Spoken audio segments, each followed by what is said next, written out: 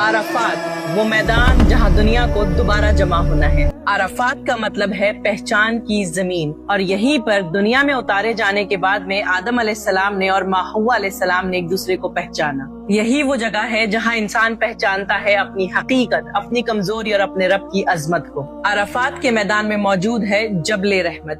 یہ وہ مقام ہے جہاں آدم علیہ السلام کی توبہ قبول ہوئی، اور یہیں پر آدم علیہ السلام اور ماں حوا علیہ السلام دنیا میں دوبارہ ملے، اور تبھی سے عرفات بن گیا رحمت کا میدان۔ عرفات مکہ سے 20 کلومیٹر کی دوری پر موجود ہے۔ ہر سال پوری دنیا سے 6 سے 7 ملین حاجی یہاں پر جمع ہوتے ہیں اور مغفرت کی دعا کرتے ہیں۔ حج کی بنیاد اللہ کے حکم سے ابراہیم علیہ السلام نے رکھی، اور عرفات اس مقدس سفر کا سب سے عظیم حصہ بنا۔ ایک حاجی کا حج تب تک مکمل نہیں ہوتا جب تک وہ عرفات میں نہ رکے، اور اللہ کے رسول صلی اللہ علیہ وآلہ وسلم نے فرمایا الحج عرفہ، اور حج تو بس عرفات ہی ہے۔ اور یہاں پر رکنا کہلاتا ہے وقوف، یعنی دنیا کی ساری بھاگ دوڑ چھوڑ کر کوئی نماز نہیں، کوئی حرکت نہیں، ایک مقرر وقت کے لیے صرف اللہ کے سامنے حاضر ہونا۔ اسی عرفات کے میدان میں موجود ہے مسجد النمرہ۔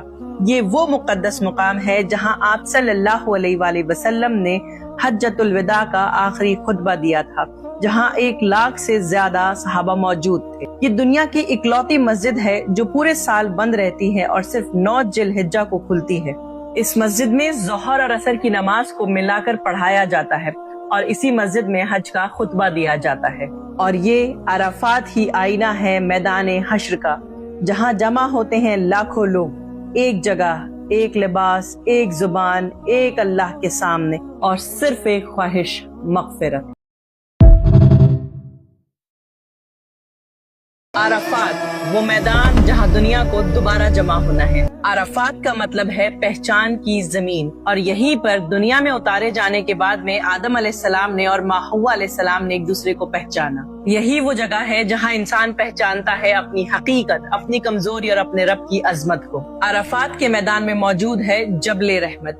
یہ وہ مقام ہے جہاں آدم علیہ السلام کی توبہ قبول ہوئی، اور یہیں پر آدم علیہ السلام اور ماں حوا علیہ السلام دنیا میں دوبارہ ملے، اور تبھی سے عرفات بن گیا رحمت کا میدان۔ عرفات مکہ سے 20 کلومیٹر کی دوری پر موجود ہے۔ ہر سال پوری دنیا سے 6 سے 7 ملین حاجی یہاں پر جمع ہوتے ہیں اور مغفرت کی دعا کرتے ہیں۔ حج کی بنیاد اللہ کے حکم سے ابراہیم علیہ السلام نے رکھی، اور عرفات اس مقدس سفر کا سب سے عظیم حصہ بنا۔ ایک حاجی کا حج تب تک مکمل نہیں ہوتا جب تک وہ عرفات میں نہ رکے، اور اللہ کے رسول صلی اللہ علیہ وآلہ وسلم نے فرمایا الحج عرفہ، اور حج تو بس عرفات ہی ہے۔